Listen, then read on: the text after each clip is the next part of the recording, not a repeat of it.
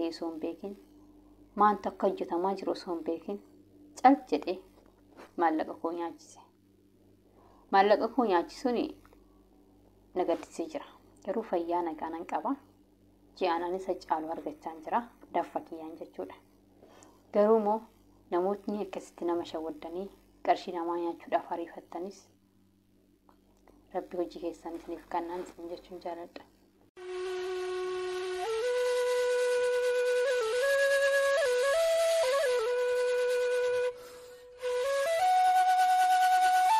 Akkam jirtu nagaa keessanii ani nagaa kuudha galata waaqafaa ta'u nagaan abrawaates simbirattis hawaayis jechuun jaaladha.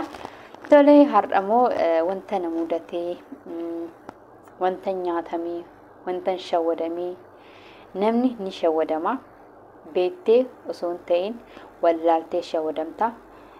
Ni jiranis osoo beekanis an shawwadamani jechuudha. Ani garuu osoo hin beekne shawwadamee osoo hin beekne hojii akkasii keessa seenee garuu ofan beekee booddee maaliin godhe kan jedhu isinitti hima. Warroonni YouTube kanaaf maatiin taanee nuruu subscribe gochuun nutti makamaan isin jedha. Warroonni immoo maamila taatanii hagammaa jajjabeessuudhaan na bukkee dhaabbattan hundi keessanuu hedduu galatoomaadha. Wal jajjabeessuu, wal bira dhaabbachuu, wal gargaaruu aadaa keenya haa godhannu isin jechuun jaaladha. Tole mee maal taatee maaltu mudatee maal nyaatamtee maaltu sirraa nyaatamee maaltu badee jechuun keessaa hin oolu. Tole kami wanta na mudatee wanta nyaatamee yookaan immoo wanta na shawwade jechuudha.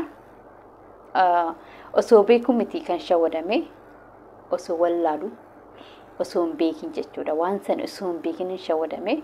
Kanaaf isinis immoo obboleewwan koo akka shawwadamtaniif yookaan immoo akka nyaatamneefini gara miidiyaatti beekamu gara keessanitti dhufee jechuudha kanarraa barattaniif.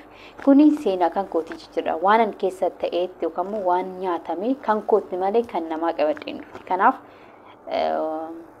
maayidhaan yoo naan jettanii ijoolleen baay'inaan beekuu dandeessanis dhabuus dandeessanii. Warroonni beektan ni beektanii garuu osoo beektanuu hojii san keessa kan jirtan immoo of yaadadhaa. Hojii san keessa isiniif hin ta'u. Hojii san keessa hanga dandeessaniif keessaa baatanii namoonni kunimmoo akka hin shawwadamne ta'uu qabdan jechuudha.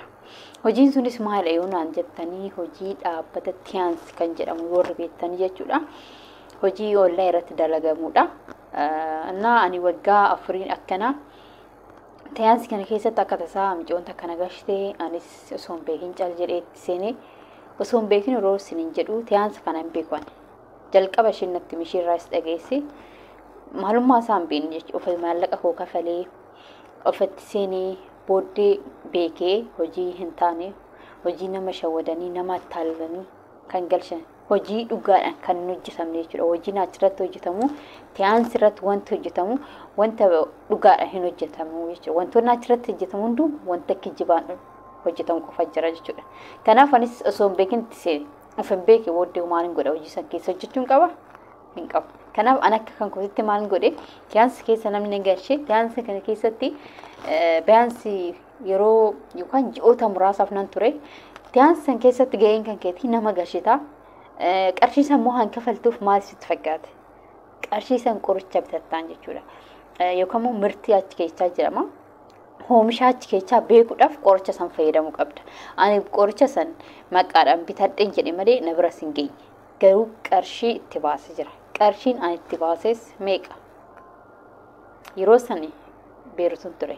Maallaqa Beeruut ni beektan. Akkaataatti hojjetamtu Beeruut xiqqoodha. Maallaqni ishee yeroo san immoo nutti fakkaata ji'aanii 5,000 akkasii yeroo san keessa jechuudha. Kanaaf ani qarshii 15,000 nyaachise nama kanaaf jechuudha.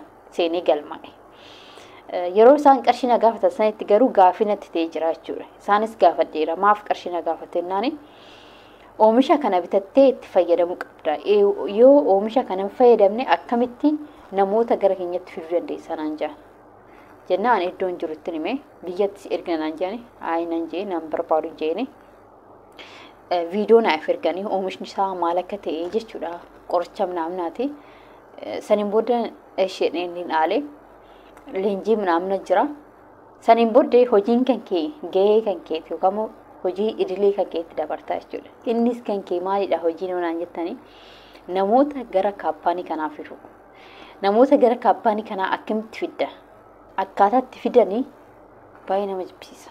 Ani garuu ifa godheetiin haasaa ture jechuudha. Ifa godheetiin namatti himaa namni natti dhiyaatu. Ifa godhee waan taasisuuf namni naaf yaani gara hojii sanitti naaf seenuu dide jechuudha. Isaan maal jedhan gizee si leenjisanii kaampaanii kanarraa maallaqa argattaa ji'aansiif kaffalamaa boonisii qabaa badhaasa makiinaa qabaa bakka habtaamii yookaan immoo abbaa qabeenyaa yookaan immoo haadha qabeenyaa ta'uu dandeessa jedhanii taasisan. Akkas jedhitu haasa'inaan jedhan. Ani garuu akkas gochaa haasa'an ture jechuudha. Kaampaanii kana keessa jira oomisha ni fayyadamtaa sanii booda oomisha isaa laaltee namoota biraatiif immoo oomisha sana akka bitatan goota jedheetiin haasa'an. Ani akkasitti godhaa ture jechuudha. Sanii booddee leenjistuun tiyyaa ni jira aannan seessistee jechuudha. Saniin booddee nama sadi jira jechuudha kan hordofan leenjistuu itti aanee leenjistuu saniin booda anamoo garee sanitti kan nagarshite jechuudha. Jennaan asimaaf nama gashne hamma kana turtee namoonni si duuba dhufanii hamma kana hojjechaa jiran naan jedhan. Ani itti wallaalee jiru haasaa sanaasaa. Saniin booda tole ati nama barbaade namatti haasa'ee saniin booda nama san nuuf dabarsinaan jedhan. Anis tole jedhee akkata isaa micoota akka ollaa jiran argadhee hojii ollaa tokko hojjechaa hin jiran jedhanii hojiin maadhanaan jette akkuma kiyyaataatti ishiin jechuudha. Ani dura gizeen seenu gizeen dura hojii ollaa naan jedhanii baay'een ariifadhe maadha hojiin ollaa jedhee jechuudha. Jechuun yeroo si taasisaan jechuudha jijjiiramuu barbaadta mana maadaamii keessaa ba'uu barbaadta haadha qabeenya ta'uu barbaadta jedhan bakka hojiin haasofni isaanii damma jechuudha. Dammaa si diban. Jennaanis yeroo sanitti ariifadheen seena jechuudha. Anis akkuma micoo sun akkas nagoote anis micoota akkatti akkas jedhee hojii ollaa tokko hojjechaa jirannaani waan biraatti naasofne gara micayyoo garee sanitti na firdee ittiin galchee jechuudha. Gara ishiitti dabarsee ishee hojii walaa isaanii saniin booda micoo sun gara garee kanatti dhufte yookaan immoo gara dhaabbata tiyaansi jedhamu kanatti dhufte tiyaansi dhaba isatti dhufte jechuudha. Saniin booddee mindaan keessiif kaffalama.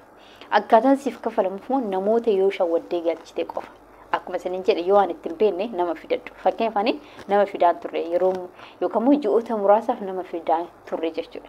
Garuu ani nama tokko argadhee taasiseen yookaan ijoollee garee sanitti namatti yookaan immoo leenjistuu kan keessatti yoo dabarsite leenjistuun sun waa'ee haasaa waan beektuuf amansiisuu dandeessu jechuudha. Inni amansiisti sobaan amansiisti wantoota yookaan immoo dhaabbata san keessa hin jirre hunda akkas dhaabbanni kun kana oomishaa dhaabbanni kun akkas jedhanii haasa'an. Akkasitti haasa'anii namoota fidan.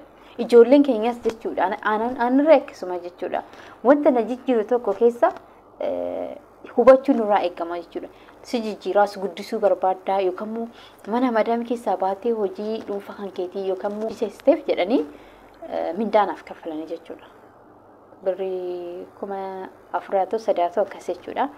Baankii irratti naaf galchan yeroo san jechuudha. Saniin booddee ani hojii kana jibbaan dhufe jechuudha. Sababni isaas ana nama seesaan jiru. Nan ture jechuudha. Baay'ee gara waggaatti dhiyaadhe jechuudha. So namatti seessin. Ishii nama tokko qofaa seesse ishiidha. Anaam tan taasise haasaan beeku jechuudha.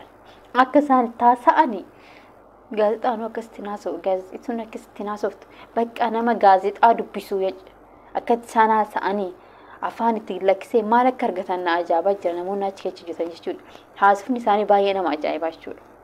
Akkasitti nama amansiisan. Ani immoo dandeettii akkasiin qabu yookaan immoo dandeettii sobaan jechuudha waan hin jirre jira jettee waan hin qabne qabda jettee itti dabalanii haasa'an kana immoo naaf hin kennine akkasii jechuudha. Dandeettii akkasiin qaban. Waan akkas ta'eef nama galchuun dadhabee yookaan immoo mindaa naaf hin laatamu. Nama shawwaduu yookaan immoo nama sobdee sobatti himtee waan hin jirre jira jettee taasoo kana ani hin qabu hin danda'u. Booddiratti dhiisee kaampaanii san keessaa lakkisee galee yeroon biyya galuu kottas ta'e Finfinnee ni jira miti dhaabbanni isaas ta'u jedhu naan jedhan. Jennaan obboleewwan koomoo ni beekan waa'ee dhaabbata kanaa jechuudha. Information isaa baay'insi hin eegaani. Lakki dhaabbanni kuni homtuu san beeku dhoksaadhaan hojjetamaa naan jedhan. Anis durumaa dhaabbanni kun waan naaf hin taaneef maatiin isin hojjetin waan naan jedhaniif yoo asii ilaaltu moo dhaabbannis nama shawwadaa attaallalaa sobaa hojii baay'ee nama jibbisiisudha jechuudha. Hojii baay'ee nama jibbisiisu. Kanaaf ani beekee keessaa bee jira. Yookaan hojiin sun naaf hin malu yookaan hojii kun hojii hin taane akka ta'e beekee keessaa bee jira.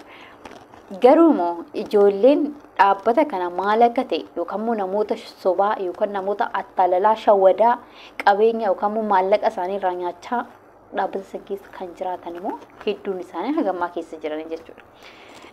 Sinitti namni wayii akka tasaasiin dhaabbata kanatti nagarsuudhaaf nagaafate jechuudha. Iyyooma kana jechuudha. Jennaan lakkeen kan dhaabbata kana nan beekaa ati hojjechuu fennaan nan hojjeta itti micoon. Micoo xiqqoo itti dhiyaannaan lakkiin hojjetanii siif hin ta'uu hin jeen hojii sirrii miti hin jeen lakki hojjedhee ilaalanaan jette. Itti seen hin jeen kaa namnis yoo gorsitee yookaan immoo hojiin kun hojii sirrii miti karaa sirrii miti karaa kanarra hin deemne hojjette namni siif hin dhaga'u. Garuu of miidhamee booddeedha. Ani miidhame miti kan miidhame narraa hin baratan. Kanaaf anis viidiyoo kana isiniif qabadhe dhufee akka narraa barataniif. Ani nyaatamee dhaabbata Tiyaansaan jedhamu ollaa irraa jechuudha. Osoo beeketti seenee nyaatame. Okay, ofa keessa seenee dhaabbanni sun maal akka godhu, maal akka oomishu, maal godhaa akka jiru. Ofa baree booddee moo hojii sirrii akka hin taane ofa baree booddee moo dhaabbata san keessa yookaan hojjechuu yookaan turuu narraa hin barbaachisu keessaa hin beeku jechuudha. Ana qofaamti agammaa ijoolleen baay'ee nyaatamaa jiran. Ijoolleen keessaa natti himas hin jiran jechuudha dhaabbata sirrii akka hin taane. Dhaabbata bakka namaaf hin malle yookaan dhaqana yookaan danfa namaa kan nyaatan jechuudha. Kanaaf viidiyoo kana isiniif qabadhee dhufee bayaansa kanarraa baratanii fi nama tokkorraa dirqama na mudachuu narraan qabu jechuudha. Wanti tokko na mudatee miti ana mudatee simmoo narraa barachuu qabdu malee hanga na bira qaqqabu yookaan hanga ilaalutti jettanii hin eegina. Kanaaf namni tokko keessa dhufee dhaabbata Tiyaansii hin hojjettaa yoo sin jedhu dhugaa haasuudhaaf nama san buloog godha. Buloog ofirraa godhuu dandeessan. Sababni isaas waan inni si tuqurree hin beektu jechuudha. Afaan isaa damma dibatee sin jedha. Damma wantoota dhaabbata san keessa yookaan Tiyaansaan jedhamu san keessa wanta hin jirre jira jedhee wanti nama haasa'uudha. Kanaaf namoota akkanaa kanarraas fagaadha. Isinin jechuun jaaladha. Gorsi kun yookaan dhaamsi kiyyaa akkasiin miidhamtanii waan hin barbaanneef ani waan akkasitti miidhamee yookaan akkas waan ta'eef ani garuu baradhee yookaan beekee keessaa bee jira. Namoonni immoo osuma beekanii keessa turanis baay'ee jira. Kanaaf ofaa sirreechinu wantoota nu madaalle booddee wantoota nu madaalle hojjechuun nurraan barbaachisu namni nu argu yoo jenne garuu rabbi tokkichi nu arga. Inni immoo hojii isaa nuuf kafala. Hunda keenyaaf hojii nu wajjin hundaafu. Kana isin jechuun jaaladha. Oduu isinitti hin baay'isu. Warroonni YouTube kanarra maatiin taaniif maatii taa'adha. Like share godhaadha. Yaada keessa saanduqa koomentiitti naaf kaa'adha. Hedduu tokko isin jaaladha.